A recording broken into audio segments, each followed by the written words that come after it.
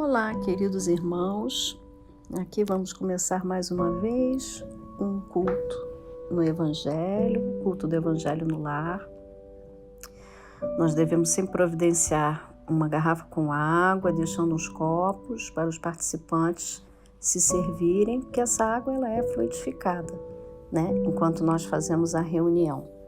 E a gente começa com uma leitura preparatória. Para que ela serve?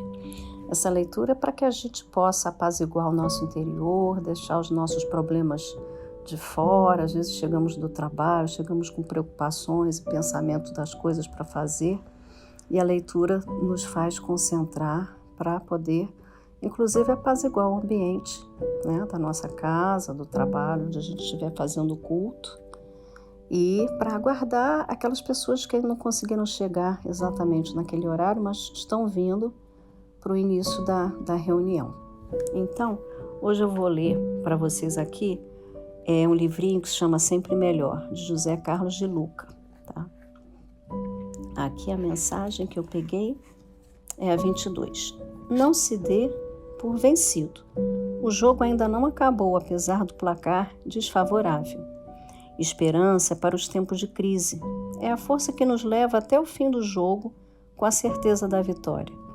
Tem esperança aquele que sabe esperar confiantemente, aquele que sabe que as adversidades de hoje se constituem no esterco que prepara a terra para a farta colheita de amanhã. Cultivar a esperança é adquirir a certeza de que a tempestade passa, que dentro de mim ainda há um reservatório enorme de forças que me levarão à superação das dores que hoje me sacodem, mas não me destroem. Ter esperança é confiar em Deus quando tudo me parece perdido e nada mais resta fazer. Deus adora aparecer nesses momentos. É só você confiar na esperança e continuar trabalhando para que a hora da dificuldade passe mais depressa. E vou ler também a mensagem 75. Regeneração interior é palavra-chave quando se pensa em cura. Nosso corpo foi concebido por Deus com essa incrível capacidade de restauração. Basta ver o que acontece quando você tem algum ferimento. Sem a sua vontade, o corpo desenvolve mecanismos para fechar a lesão, cicatrizando-a. Há pessoas que insistem em dramatizar e reavivar constantemente os episódios infelizes vividos. Tanto aqueles em que se sentiram vítimas, como aqueles em que foram os algozes da infelicidade alheia.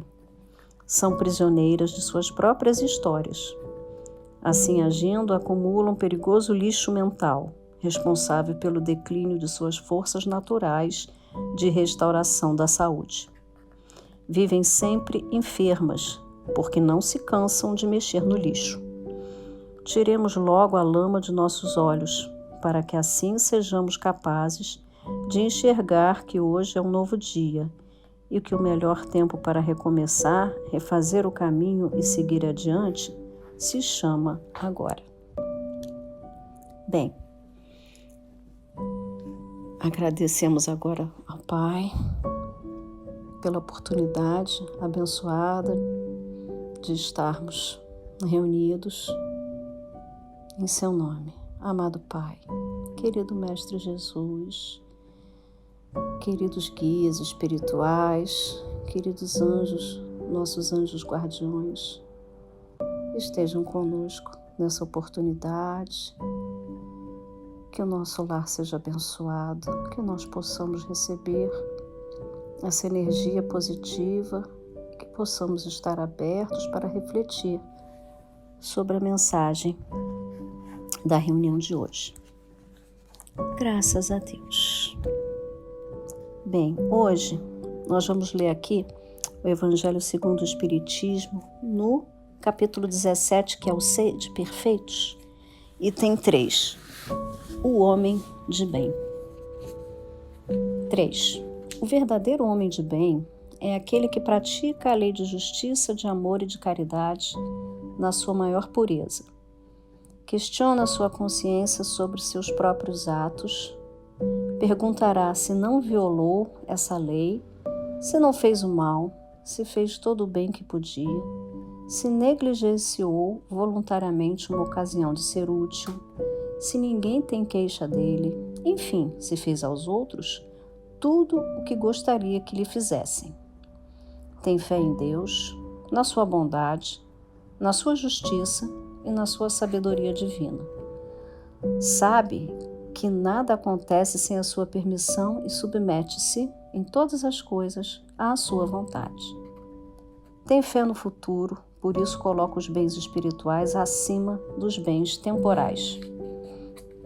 Sabe que todas as alternativas da vida, todas as dores, todas as decepções são provas ou expiações, e as aceita sem lamentações. O homem de bem, que tem o sentimento de caridade e de amor ao próximo, faz o bem pelo bem, sem esperar retorno, retribui o mal com o bem, toma a defesa do fraco contra o forte e sempre sacrifica seus interesses à justiça. Encontra satisfação nos benefícios que distribui, nos serviços que presta, nas alegrias que proporciona aos seus semelhantes, nas lágrimas que seca, nas consolações que leva aos aflitos. Seu primeiro impulso é o de pensar nos outros antes de si, acudir aos interesses dos outros antes de procurar os seus. O egoísta, ao contrário, calcula os ganhos e as perdas de toda a ação generosa. É bom, humano e benevolente para com todos, sem distinção de raças nem de crenças, pois vê irmãos em todos os homens. Respeita nos outros todas as convicções sinceras e não amaldiçoa quem não pensa como ele. Em todos os momentos, a caridade é o seu guia, tendo como certo que é aquele que prejudica os outros com palavras maldosas, que agride os sentimentos de alguém com seu orgulho e seu desdém, que não recua perante a ideia de causar um sofrimento, uma contrariedade, ainda que ligeira, quando poderia evitá-la, falta ao dever do amor ao próximo e não merece a clemência do Senhor. Não tem ódio, nem rancor, nem desejo de vingança. A exemplo de Jesus, perdoa-se e esquece as ofensas e apenas se recorda dos benefícios, pois sabe que será perdoado conforme perdoou. É indulgente para com as fraquezas dos outros, porque sabe que ele mesmo precisa de indulgência e se recorda das palavras do Cristo, aspas, que aquele que estiver sem pecado lhe atire a primeira pedra, fecha aspas. Ele não se satisfaz em procurar defeitos nos outros, nem colocá-los em evidência. Se a necessidade o obriga a fazer isso, procura sempre o bem que possa atenuar o mal. Estuda suas próprias imperfeições e trabalha sem cessar para combatê-las. Emprega todos os seus esforços para poder dizer no dia seguinte que há nele algo de melhor do que no dia anterior. Não se exalta a si mesmo, nem seus talentos à custa de outrem. Ao contrário, aproveita todas as ocasiões para ressaltar as qualidades dos outros. Não se envaidece de sua riqueza, nem de suas vantagens pessoais, pois sabe que tudo o que lhe foi dado pode ser retirado.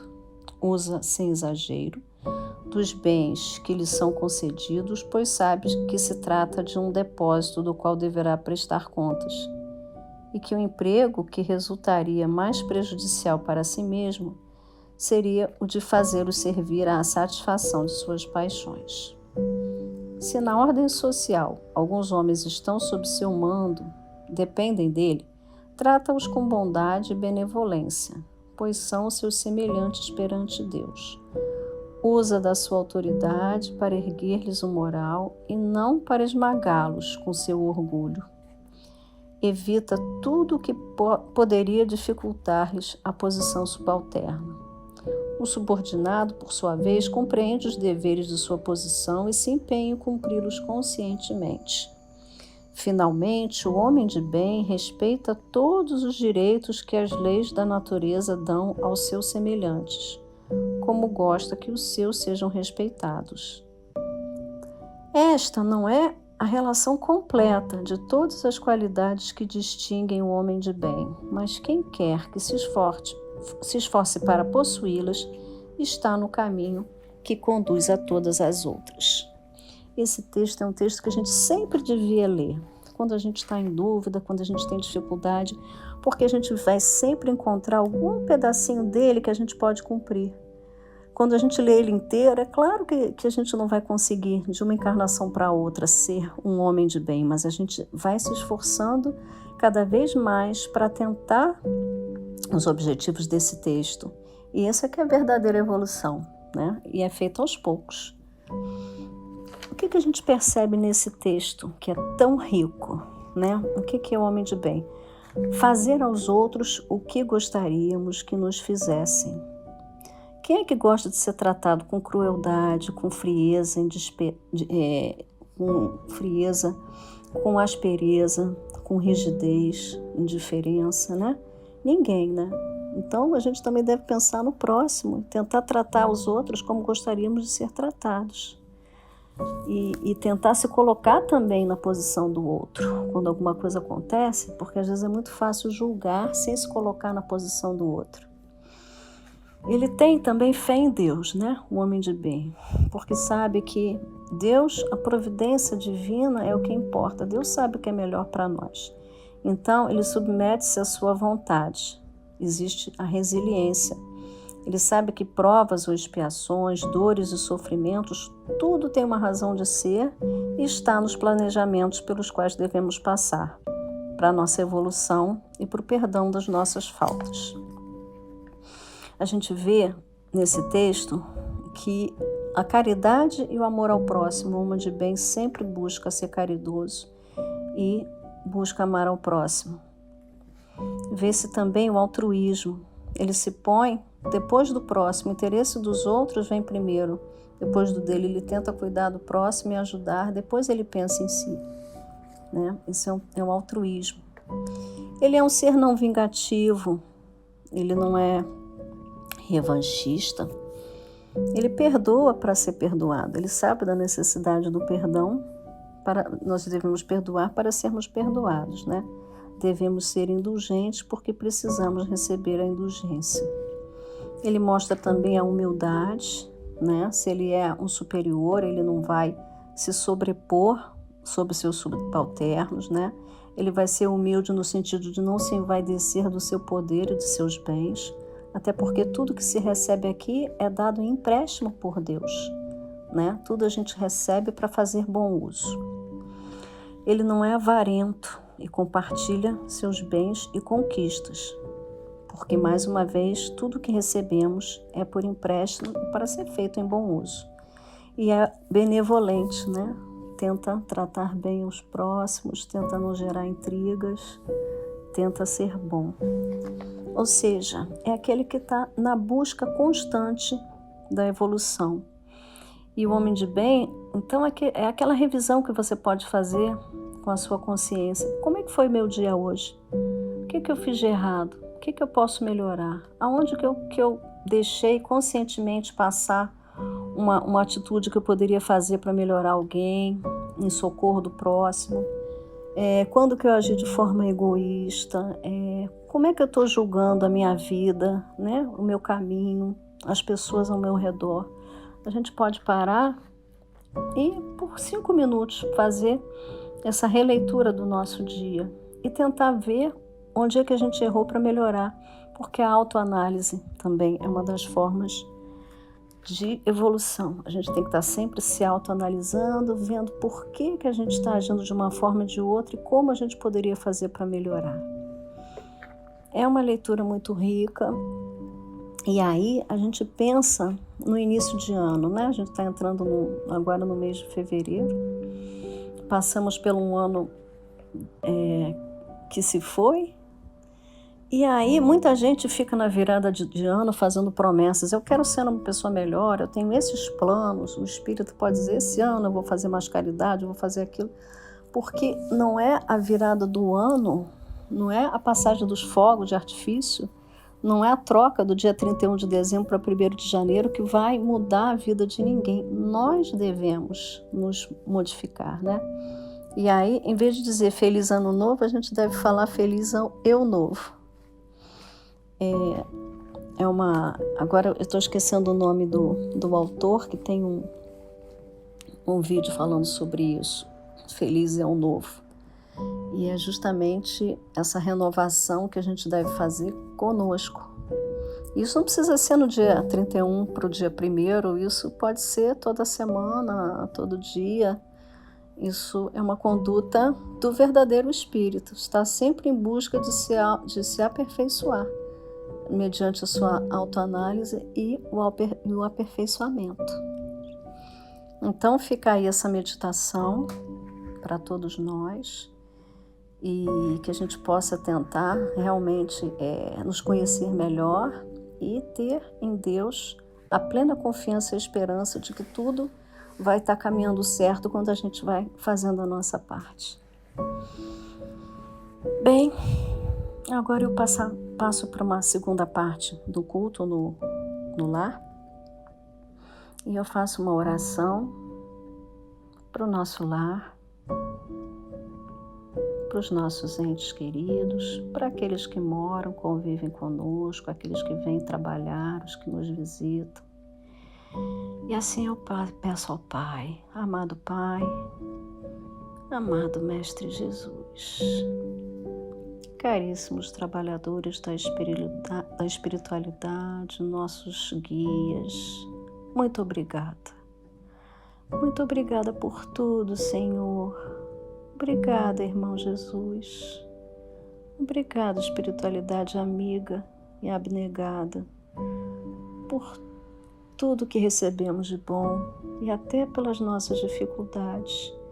Que nós possamos caminhar na certeza de que a espiritualidade está ao nosso lado, nos ajudando, nos trazendo luz.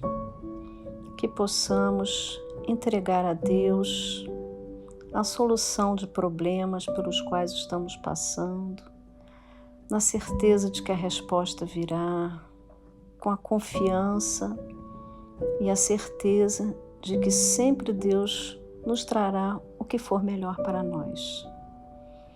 Nós possamos caminhar sendo mais bondosos, tendo pensamentos mais positivos, cultivando a humildade, cultivando o amor ao próximo, colocando-se no lugar do outro, das dificuldades alheias.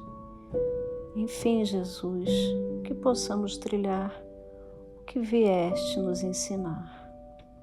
Assim pedimos, luz no nosso lar, luz para cada um de nós, saúde, proteção e muita boa vontade para seguir esse caminho do bem, na persecução desse texto, dessas atitudes que formam um homem de bem, que possamos a cada dia mais sermos melhores na humanidade do bem. Obrigada por tudo, Pai. Obrigada, Jesus. Obrigada, guias espirituais. E assim nos despedimos, agradecendo pelas luzes recebidas, pela bênção em nossos lares, na semana que percorremos, para todos nós, os nossos entes queridos. Graças a Deus.